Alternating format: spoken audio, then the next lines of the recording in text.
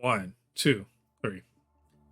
Welcome back aboard BLERD Force 1 with your boys, Mo and Ladi. And today we are reviewing The Boys Season 4, Episodes 4 and 5, and they're entitled Wisdom of the Ages and Beware the Jabberwock, My Son. So, what did we think about them, and should you be watching? And before we get into this review, get down there, hit like on this video. Ladi, we're back with a double review here. Two episodes that I have to say did a lot of damn heavy lifting. Wisdom of the Ages is well, let's just say it's a big old what would you call it? It's a big old kick to the nuts for the boys. What isn't really right? What isn't? But this one is Vought doing a full court press against Starlight, right? And the fallout of that. Can they find the mole in that's the leak or whatever like that in the show? And also Homelander, he takes a little visit back to the home place, and all of the things that can go wrong with that absolutely go wrong. So in episode 5, of course, is kind of we'll get to that in a second. So episode 4, Ladi, how do you feel about this episode? It's like if Saw had superpowers. It's even color graded the same as Saw. Did you notice that when Homelander goes? Like if Saw had superpowers, literally. It's oh my god! It's the episode. And by the way, remember I'm like, Anthony Starr, just give the man an Emmy already. You cowards, give him an Emmy already. It was. Did you see that he's afraid of heights? That is interesting. But that's why he looks so pissed off when he lands. Get this harness off of me. Which is funny because apparently Anthony Starr is actually he's just like a cool ass dude. So yeah, he's just really I don't know what he's channeling, but it's kind of amazing. There is so much shit going on in this episode. It's like Frenchie's still dealing with his whole love affair with Colin, whose parents he murdered, right? Hughie is kind of trying to, his dad's in the hospital. So now he wants to go get some V so he can save his dad from being brain dead. He's dealing with his mom who sucks, apparently sucks, and trying to figure out what, why she left all that, that long ago. Just like the whole, what's her name? Firecracker, and, Sage setting up Firecracker to have this 6-hour event where she's basically shitting on Starlight and everything like that, and it's all QAnon stuff.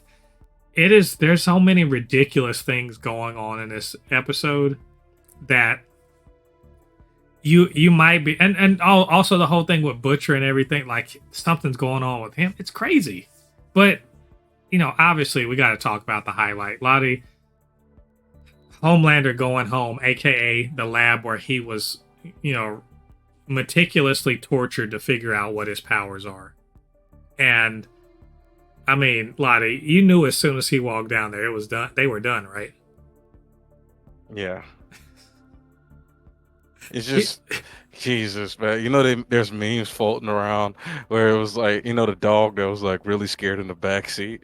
And the capture was, you see Homelander land right next to it. He brings up how you beat him in chess when he was 6 years old. And the next comment was, he said, it's not the fact that you beat me, it's the fact that you rubbed it in. Oh, he was. I think I had posted that I thought Kendrick Lamar was the pettiest person in 2024, but I was wrong. Homelander's the pettiest motherfucker in the world today. Because yeah, my God, the beauty of Anthony Starr's performance is that he could have just went down there and smashed everybody to death, right? But he didn't. He pretended like he just wanted to have a conversation with them. And everyone in that lab like, you notice whenever Homelander's out and about amongst the regular people, they're like, yeah, it's Homelander. Everyone is so excited to be around him. They don't understand that he is a rabid dog that could bite your head off at any moment. So they're just like, yeah. But in the lab, not one of them were in any way awestruck or excited to see him. Every single person, to the person, was scared for their life, right?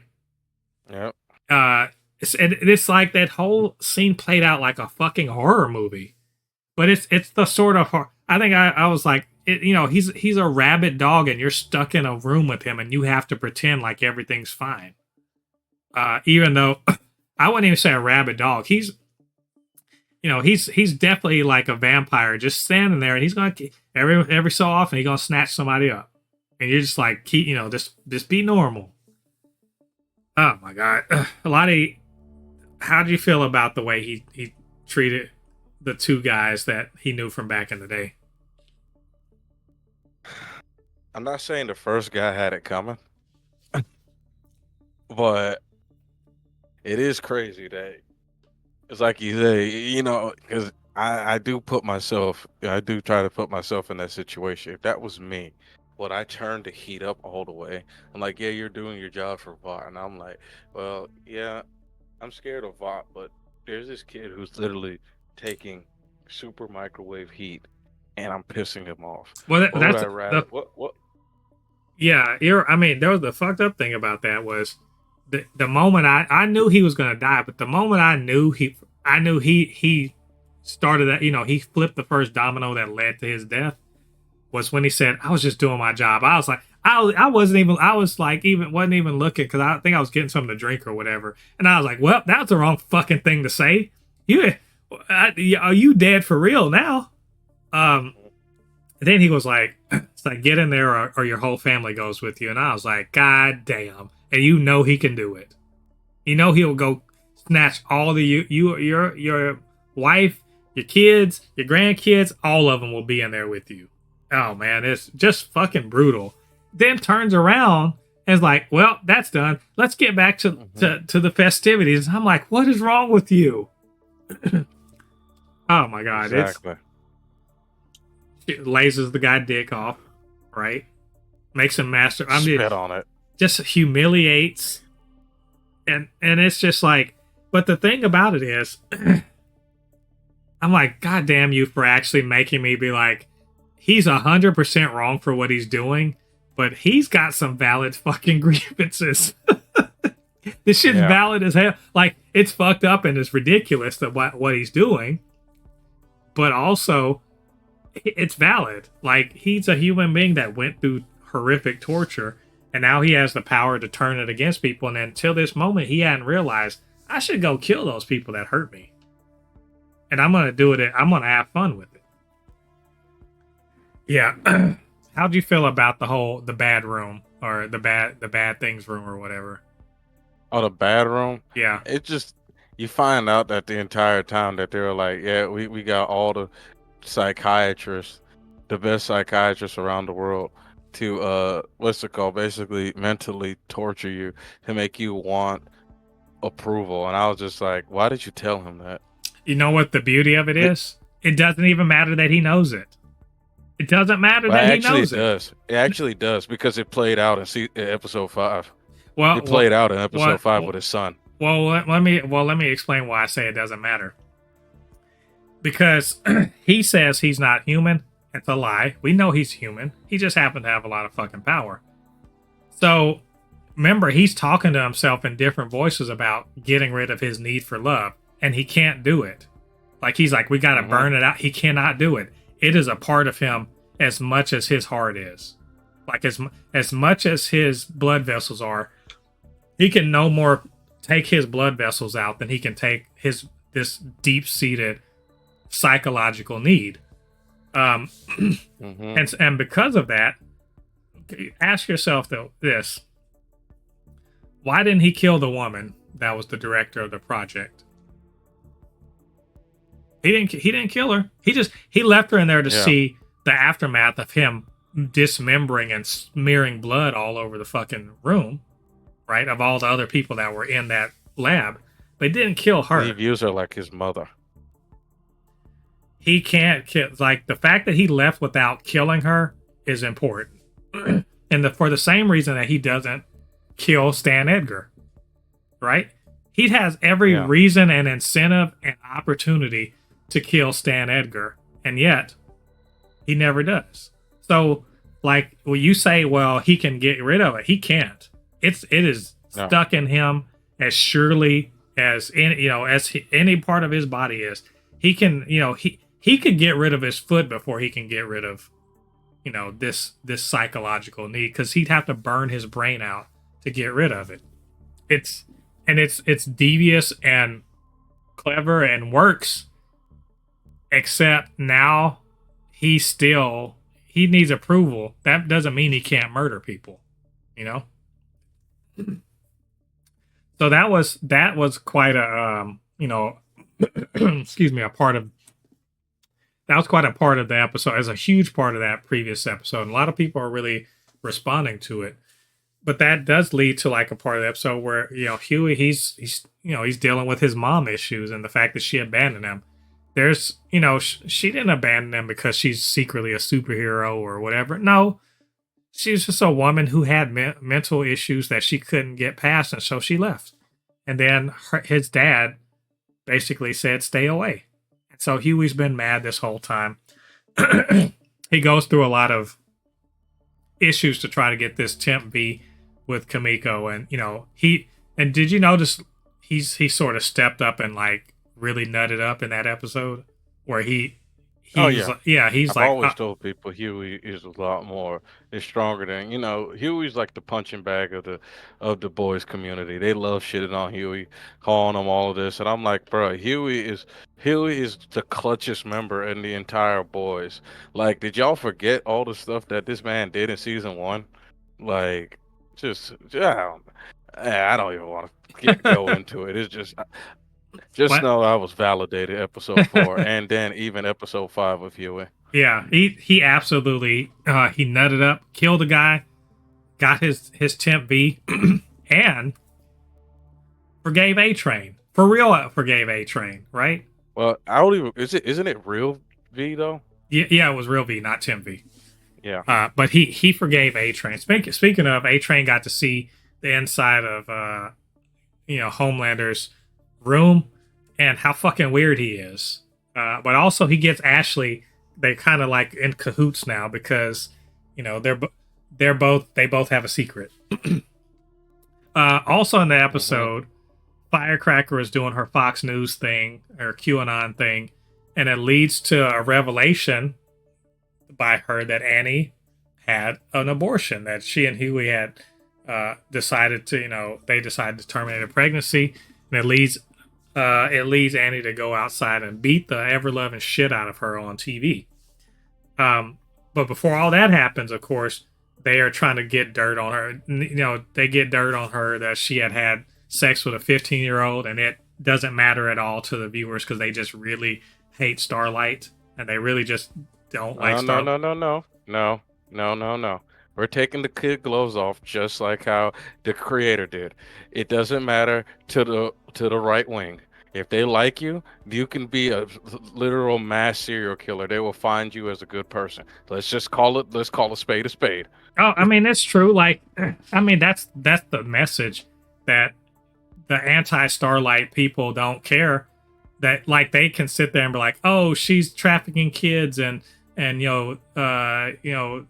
Hollywood, baby blood parties, and this is all a front for child trafficking and child sex or whatever. And then when one of their good girls literally has an actual case, a real case in which she had a court case, that's the same thing that she's railing against. They ignore it because she says, God forgives me, but also she had an abortion. It's transparently about the right wing. But all that being said, she wails on her. But before that, we also see that, Butcher gets tangled up with Ezekiel, the guy, the pastor that has the long ass arms and shit, and then kills him. So what the fuck happened there? He blew him up. How did that happen? We don't know yet. And so the very end of the episode, we see that Hugh Sr. gets an injection of V, even though Hughie didn't want to give it to him. His mom gave it to him instead, and now he's awake. And so that leads us into Beware the Jabberwock, my son, episode 5. Best episode of The Boys, one of the greatest episodes in TV history. I will say that. I will stand on it. Best episode of The Boys by far. It's a beautiful thing. So in this episode, This episode had everything in it. Well, in this episode, we get Homelander on his return back, trying to take a different sort of approach with his son, with Ryan. But last time we saw him, he was very upset with him and his going to see Butcher, and feeling rejected. Now he's just like, I'm taking a different approach with him. Also, the boys have decided we really got to get this. We really got this Supe killing virus. So let's get Stan the Man Edgar out of prison, so that we can find out where Victoria Newman has stashed this stuff, and we can get it and start I killing. literally have Boys in the Hood flashbacks. Watching him get out of him. So that's going on. Meanwhile, Huey's dealing with, hey, his dad's back awake. That V sure is miraculous, right? There could never possibly be any terrible, awful side effects, right? Right? Mm-hmm. And we get flying carnivorous sheep and bulletproof chickens. And freaking juggernaut chickens exploded out of people's fucking chests. And I will also say in this episode, a scene that made me sob so hard. It's like I'm not kidding you. I've cried I cried so fucking hard, and we'll get to that towards the end of the review. But Ladi, let me hear. You said best episode. Why do you think that? I mean, it had everything in it. Like you just said, it had flying vampire sheep. It had juggernaut chickens. It had freaking probably one of the most emotional things I've ever seen in a superhero TV show. It had a death, and I almost forgot this. It had a big old, send up / shit on Disney and Marvel that I love so much. I loved it so much. The V52 conference and it's what was it? Phases 7 through 19 of the VCU. Yeah. They brought out those pieces of shit, Sam and Kate from Gen V. Yeah. A certain Vought news reporter fucked around and found out. Like, yeah. But oh my god! Oh, look. If you had, I'm gonna tell you, and we'll talk about these parts, but you take out the Hughie and his dad bit, this is still a fucking great episode of The Boys. Yes. Right? It's ludicrous, the whole the super powered farm animals that are killing people. You watch it, you're like, oh, these unnamed security people for Victoria Newman, them motherfuckers are dead. Every one of them dead. Yeah. Right? Just seeing Stan Edgar being the fucking man no matter what, and his little interactions with Victoria, and it's just like, I wonder how all of you are still alive. Oh my god! I mean, Giancarlo Esposito is a goat. Like, he is so fucking good in this episode. Also, kind of seeing the V52 thing and that whole thing with A-Train and Ashley, A-Train and Sage getting close and everything like that. Even the little confrontation, the little brief confrontation between Sage and Firecracker, where she's like, "You set me up to get my ass kicked," and like she's like, "I'm gonna put a shiv in your back," and I was like, "Oh shit, Sage, what was it? Maybe you ain't. Maybe you don't have shit together like I think you got it together." All Yeah, that I really yeah, want to. I really want to talk about that. about Sage. Yeah. Yeah, well, let's go.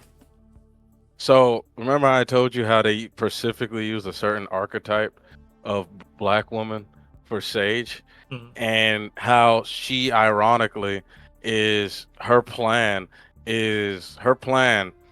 has to deal with a psychopathic guy that's pretty much Trump with superpowers, a clearly racist white woman, clearly racist white woman who's not afraid to touch kids, and a weirdo guy in the deep who will do anything that Homelander tells him to do. And the one person that you do not like, and the one person that you are constantly checking after, because he is the mole. I agree, he is the mole. But it's just ironic. The one person that can literally get you out of this place alive is a black man, and you don't like him. Well, I don't It even know just if I don't it's like him. He knows he's in a shit situation, and she's the best person possible to figure it out. And she's up Homelander's butt. So yeah, he of course they are at odds. I do think it's ironic the two black people on the team are like at odds, even if they're not explicitly saying it yet. Also, yeah. speaking of the black people on the team, how'd you feel about that whole Vought diversity thing? Listen, Get they woke, were getting on go Disney's, woke, get yoked. The bruh, black it up. bruh. They were going after Disney so bad. Oh my god, to freak out. I was like, oh, they're going after the NFC. Did you zoom in on that like the VCU timeline? It's so much Yes. shit on it. There's like five Homelander things. There's Homelander Jr. There's the Deep. There's like five the Deep movies. It is so ridiculous, and I loved it. I loved every like the bit where A Train's like, yeah, the show it's on going in the reshoots of its reshoots, so it's gonna be the most expensive TV We're show almost ever. done. Or the trailer for the A Train movie. Yeah. There was so Freaking much good there. I absolutely both of us, we love the MCU, and I like, this is amazing. I hope Kevin Feige saw that and laughed good, because it was great. It's done in good fun, like, obviously. So they were going. yeah, so the mole gets exposed, right? But not really. See, this is what happens when you like, he dumps Ashley. When a side character thinks he's yeah, the MC. yeah. Well, Cameron dumps Ashley because she's not in charge anymore, and he talks shit to the Deep because the Deep was like trying to like talk shit about him, and I'm like, motherfucker, you got no superpowers. What do you? And then he gets done up because Ashley sets his ass up for the mole and has A Train be free. So I was like, I would give a fuck about you, but you are a Vought news guy, and fuck you. But that's so, and that's kind of the sort of the preview for how the Supes are going to act. Anybody that's in their way, pulped, right? Even he even says like, I want to see some wrathful gods. Out at the farm, when they finally figure out, oh shit, how can we kill these things? We only got one more vial of the Supe virus. We're just gonna have to use it and hope those carnivorous sheep will eat them. Okay, cool. All that goes down, and then Samir, Victoria's husband, is gone, presumably eaten to death by these terrible, terrible creatures. And Stan Edgar gets screwed over. So here's a surprise. I didn't see that shit coming. He gets sent back to prison. Or does he? Because Victoria Newman, that's still her daddy, right? Lots of fun stuff. Like I said, the whole shit with Stan Edgar, dope. I could watch him do anything. I do also think Claudia Domet, who plays Victoria Newman, excellent. She delivers in these scenes. And Billy Butcher being an evil bastard, capturing Samir because like we need to get more of this virus. Which, by the way, I was pissed off at the boys. They were like, I guess we won't have any. We'll have to find out something else to kill them because we have no more virus. And I'm like, did you motherfuckers drop out before you went to science class? I'm trying to figure this out. Did y'all miss 8th grade science? No, the virus is still in the corpses of those damn sheep. What are y'all talking about? Crazy people. It's just the easy what's it called. But also, I do have a question. What's that? Do you really think Butcher did that by himself? See, there's a theory that people are having that Kessler isn't real. That he's a illusion or whatever that Butcher is seeing. You know, he's hallucinating him just like he's hallucinating his wife. He can't be hallucinating because old dude was there with him and saw the guy. Yeah, but they said, but like, did he really? I got to look at the scene again. I don't think he's a hallucination. I don't think he's a hallucination, but it would be cool if he was. No, he's not an hallucination. I'm gonna tell you exactly. Stan Edgar is a part of that plan. Stan Edgar helped Butcher get old dude. I mean, that would be cool. Right now. I'm telling you right now. As long as we can get Stan Edgar back in this season, I'm down with it. So now they're gonna do what they got to do to get the Supe killing virus. Even though the boys look like they failed once again. So that leaves us with the whole thing with Hughie and his dad. Which you knew you knew this shit was going to end badly immediately. Like immediately. I was like, ain't no way this... he's like, yeah, I can't wait. I want to go to Paris and all this. I was like, motherfucker, that's not happening. None of this shit that you want is going to happen because you have V in your system and it don't work like that. Ladi, he phases, right? And proceeds to start killing people. Basically he had Hughie's powers with 10th V pretty much. Well, Hughie couldn't do that. He could teleport. But it's almost similar. Like their powers are similar. Yeah, because they are similar people, and the idea here, according to Kripke, is that V will give you something that matches your personality. Essentially. And so his personality, when he even says it, like, you didn't even see me, you saw right through me. And so he literally can phase through. But the added part of it is that he essentially has rapid onset dementia because technically he was brain dead. So the V is wearing off, he's losing his memories, and he's killing people, by phasing through them and ripping their hearts out and stuff. We see a bit where he literally disembowels a guy by phasing right into the middle of him. And he's mad at his, ex-wife for leaving because he doesn't remember all the things that have happened since then. That he reverts back to a time when he's really mad at her. And so Hughie has to kind of keep his mom safe and everything like that because his dad doesn't recognize him, which leads them to, a room full of medicine and Hughie having to talk his dad down until he can come back to his senses. And then he has to do the hardest thing possible, which is, it's a callback to earlier to why he didn't have the DNF, where he says, oh, I didn't want you to have the DNF because you would let me linger like you let our cat Jar Jar when he should have been put down, but you let him suffer before he died terribly. And then this... Turns out he picked wrong. Yeah, it actually was not the mom that should have done, he was going to let him die. But instead, the 10th V happened and he killed more people. And because Hugh Sr. is a good person, he's like, I don't want this. I want all this suffering to end. Just stop. I want it to end. And Hughie euthanizes his dad. Mm-hmm. And I know we said in the previous episode, give Anthony Starr the Emmy. In this one, I'm like, whatever Emmy you need to give for these people, I need all of them to get it. Every single one of them.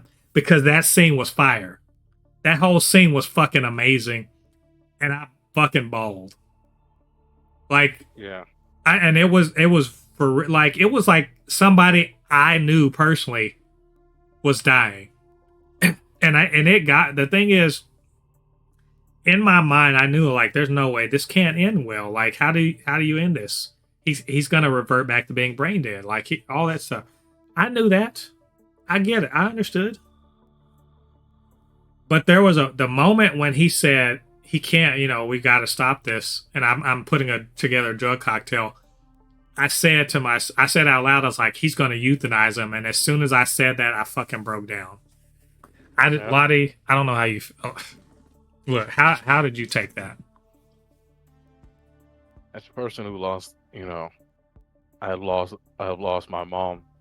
Yeah, that scene was kind of hard, because his dad started losing his memory again, and he was like, "We're going to go to Paris and everything," and he was like, "Yeah, we're just packing our bags," and I was just like, "Ooh, man," I fortunately was able to get my mom to where she wanted to go because she wanted to go back home to Nigeria, and we were fortunately able to get her back to where she wanted to go. Hughie and his mother couldn't, and it's man, listen. I was not expecting that. This is what, like I've already I've told you, man. I'm one of the biggest. I am a Huey fanboy, and I'll stand on it. He, in my opinion, is the best character in the entire show of The Boys. I know, Homelander is a great character. Anthony Starr's doing a hell of acting. Same thing with Butcher, but Huey's character, the amount of pain this man has went through. He's seen. How they say, in the Bible, as you walk through the valley of shadow of death, Huey's walked through that valley 10 times over. And it seems like he's not done walking through it. Yes. Because the woman he loves is going through a lot of stuff too. She's going through an absolute identity crisis because Ursa then called her out because it's true. She said, she said it. Do you even know the difference between Starlight and what's her name again? Annie. And then she punched her, and I was like, "Yep, that's Annie. That's not Starlight." Yeah. She's finally showing us who Annie is. Annie's short-tempered. Annie doesn't have full control over her emotions. The person that we've been watching for the past 3 seasons was Starlight and not Annie. Now we're seeing who Annie is. Yeah. It's it's ridiculously amazing TV. There's no, they had that scene would have worked in any fucking show. Take the superpowers out, that's still a ridiculously emotional scene. Jack Quaid, Simon Pegg, Rosemary DeWitt playing it absolutely straight. Remember, this is an episode with a lot of silly shit in it. Like, right? The farm thing is silly as fuck, right? But that part, oh my god. And I know we're going long. I don't give a fuck. We're gonna talk about this last bit.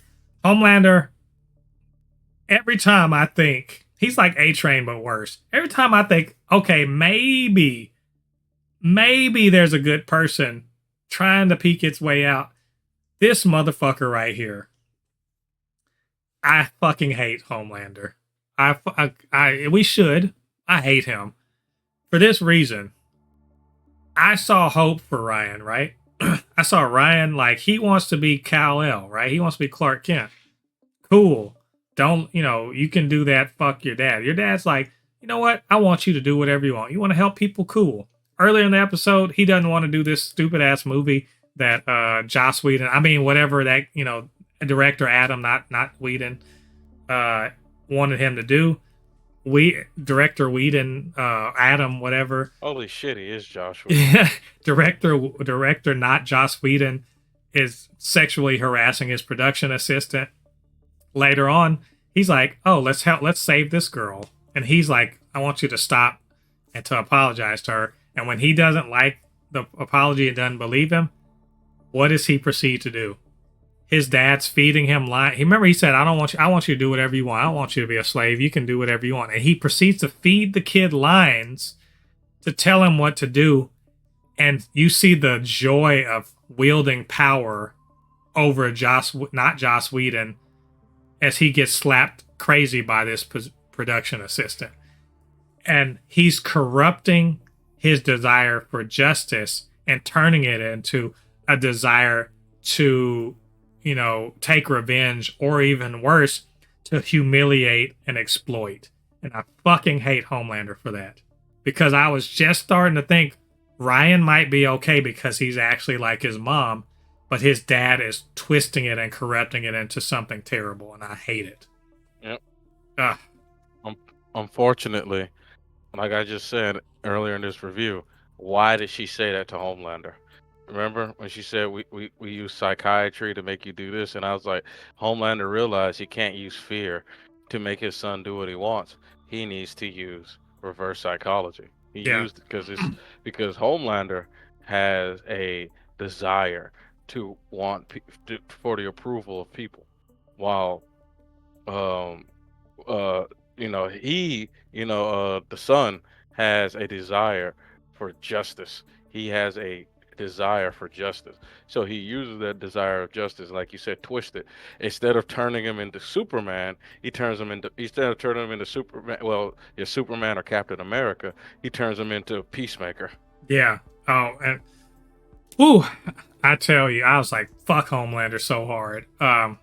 Man, I God, get him away from them. That kid could be the greatest hero ever, but not with that guy in his ear. Mm-hmm. Oh, what a roller coaster that episode was. I really loved it. I think these 2 episodes were super strong, and they really promise a lot for the rest of the season. So, anyway, I think that's all of our thoughts for these episodes. What did you guys think about them? What did you think about what we had to say? Get down to the comment section and leave your thoughts there. And of course, you can always hit us up, supernotfunnyshow@gmail.com, blerd_force1 on Instagram and on Threads, super_not_funny show on TikTok. And while you're doing all that, go down there, hit like on this video, subscribe to the channel, hit that notification bell. All that good stuff helps to grow this channel, helps more people to see videos just like this. And also, if you want more content about the boys, I do a live stream every week talking about the newest episode. This coming week, it's going to be on Friday evening. I think probably around 5 or 5:30. Check the channel, hit the notification bell so you'll be alerted for when that's going to happen. But we are going to talk about the boys. It should be a good time. Come and join me. All right, so thanks for joining us on this one. Come back next week. We're going to review the very next episode of The Boys Season 4. Till then, I've been Mo, your comic extraordinaire on all things pop culture, joined by the anime expert, video game designer, and lover of all things superhero, my good friend Ladi. I will see you guys on the other side of the thread. Peace.